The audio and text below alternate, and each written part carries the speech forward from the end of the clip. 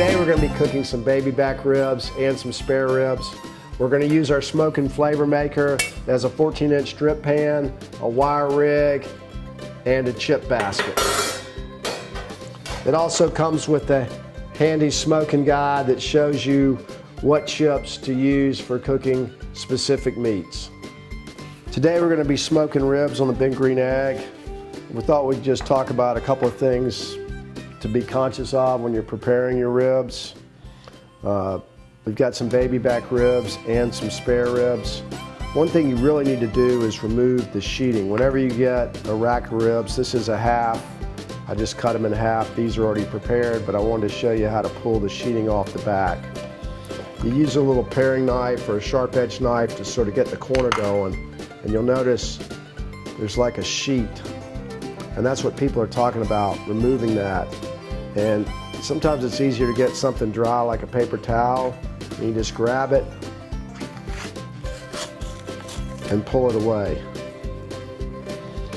If you don't do this, you're going to have basically a piece of plastic on the back of your ribs that are kind of prevent it from soaking up your dry rub and any barbecue sauce that you use to cook with. And then you want to trim away any excess, any extra fat that you don't need. After pulling the sheeting off, you probably want to wash your ribs one more time. So once your ribs are good and clean, you can pat them dry with the paper towel.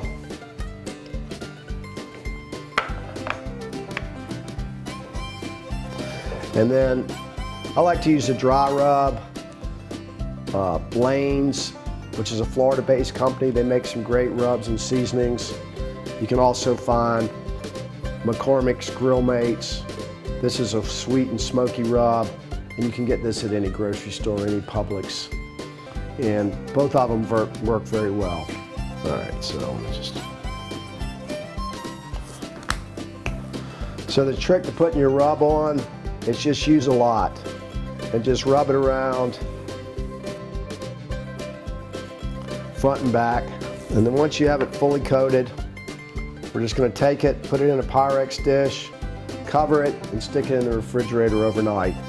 When you first put rub on ribs or meat, what happens is the salt brings all the moisture to the surface. And what you want to do is let it sit in a cool place, and that way the meat will reabsorb the moisture. If you take it directly from putting the rub on to cooking it, your ribs are probably going to dry out. So we're going to be cooking our ribs today. These have been already prepared with a dry rub. The sheeting's been removed. They've been sitting in the refrigerator overnight with the plastic wrap covering. We're going to be using two different smoking chips, or two different flavors, cherry and apple. If you need some help figuring out what chips are good for what food, this chart's really handy. You can go down here and you can pull up, or you can look down ribs and you can see apple, cherry, pecan, peach, and hickory are all good chips to use when smoking ribs. So we're going to use apple, a combination of apple and cherry. So last night I put the chips in a bowl. I filled it up with water. That way the chips are going to absorb all of the moisture and they're going to smoke for a long time. So let's get started. Installing the Smokin Flavor Maker is very simple. You're just going to drop the wire rig down onto the metal frame. You've got your chip basket, your drip pan, and your grill grate. It'll actually raise your grill grate to within about a ½ inch of the top of the big green egg. So it raises it up about 2.5, 2 3/4 inches from its standard height. It gives you a little more area within your grill to put charcoal and to suspend your drip pan and your chip basket. Let's go ahead and get our ribs on. So we've got our grill temperature about 230 degrees, which is a good temperature. Probably get it up between 230 and 250. Want to keep it right around there. And so I've got a heat glove from Trombo King, and they're good for picking up a grill that's hot. setting up the Smokin Flavor Maker. We're just going to pull our pan and our grill out. And then in the chip basket, I'm going to put some cherry,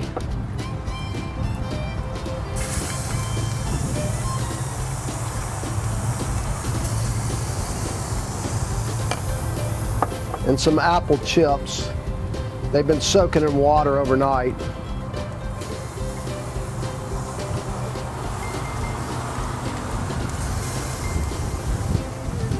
So I pretty much filled up the chip basket. We'll put our drip pan back on, and we're going to fill it up. You could just use water, but I'm going to put some apple juice, apple cider, for a little bit of flavor, and really to keep the cooking area moist. And some water. All right, we've got our Smokin Flavor Maker set up. I've got cherry and apple chips that have been soaking in water. I've got my 14-inch drip pan. It's heavy-duty stainless steel, and in it I've placed apple cider and almost 6 cups of water. And I've got a rib rack here. I like to cook my ribs vertically.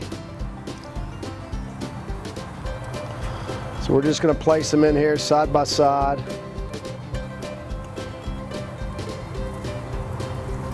This rack will actually hold 8 sets of ribs, 8 racks of rib. We're just going to cook these straight through at about 3.5 to 4 hours, somewhere around 240 degrees. And we're going to take them off when the internal temperature is pretty close to 200 degrees. So let's go. So we're about 3/4 of the way home on our 4 half rib racks. And about every hour, hour and a half, I've been misting them with some apple cider just to keep them moist. So I wanted to show you a couple of products that we have that are new and very interesting. They're extremely well made. They're made by a company called Lava Tools, and they're instant read thermometers. This one is just a straight probe, and it'll give you an instant reading wherever you put it. They make 2 different versions. This one turns on when you simply open it up. Again, it's extremely well made. It'll give you an instant reading on the food. And this one's a little closer to 170 degrees. So we're looking to get our ribs really to about 195 degrees. And then we'll take them off. We've reached our desired temperature of about 195 internal temperature on our ribs. So we're ready to take them off.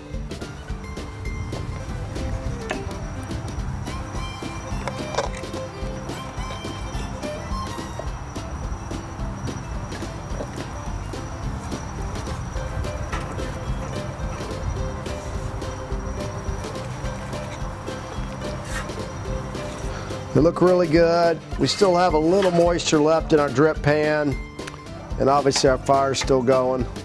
I'm gonna go ahead and cut the grill off now.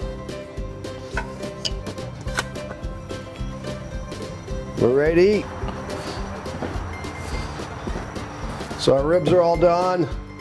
We're gonna let them sit for about 30 minutes, and then we'll cut into them.